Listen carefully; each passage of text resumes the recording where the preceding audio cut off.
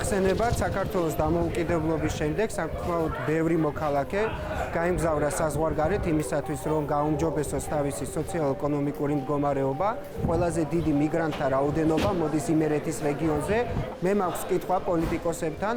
მე დარწმუნებული ვარ მათ იციან, რომ მიგრაციის შემცირება დაკავშირებულია რეგიონალურ განვითარებასთან, ამ ადამიანების მეტად დამაგრება წარმოშვების ადგილზე და ბუნებრივია პირდაპირ უკავშირდება დასაქმების პრობლემებს, სოციო-ეკონომიკური განვითარების პრობლემებს და რეგიონალურ განვითარებას. სწორედ ამაზე მექნება შეკითხვა, რა აქვთ განთვალისწინებული თავიანთ პროგრამებში იმისათვის, რომ რეგიონებმა შეიძინოს ცოცხალი და კარგი ფუნქცია განვითარებისთვის და მოხდეს მოსახლეობის ადგილზე დაკავება.